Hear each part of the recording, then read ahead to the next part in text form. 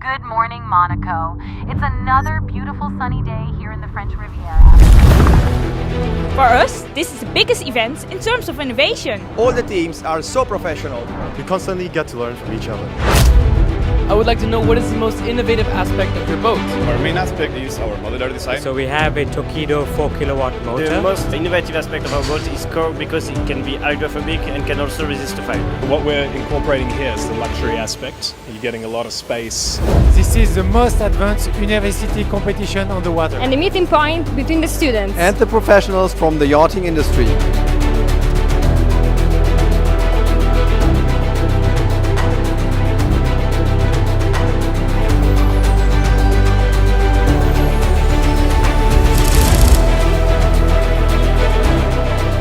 You can sense the tension here from the launching ramp as the pilots are getting ready for 4 hours of endurance racing.